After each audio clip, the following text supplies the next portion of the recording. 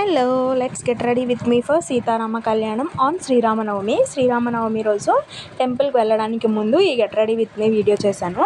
So టెంపుల్కి వెళ్ళడానికి నేనైతే ఆ శారీ సెలెక్ట్ చేసుకున్నాను. అది మా అత్తయ్య గారి శారీ. ఆ శారీ ఎప్పుడో నా మ్యారేజ్ అయిన కొత్తలో ఒకసారి మా అత్తయ్య కట్టుకుంటే చూశాను. అప్పుడు ఆ శారీతో లవ్లో పడిపోయాను అనమాట.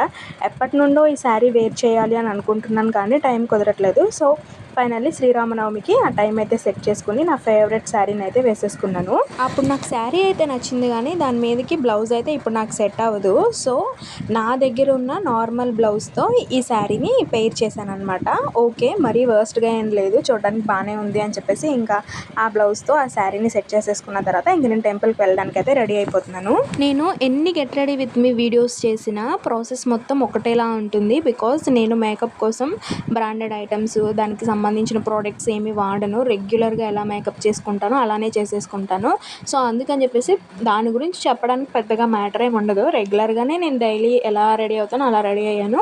లాస్ట్లో కొంచెం కాటుకు పెట్టుకున్నాను అనమాట. నేను రెగ్యులర్గా కాటుకు పెట్టుకోను, ఈరోజు మాత్రం లైట్గా కొంచెం కాటుకొని పెట్టుకున్నాను అంతే. జనరల్గా నాకు కాటుకు పెట్టుకోవడం అంటే అస్సలు నచ్చదు.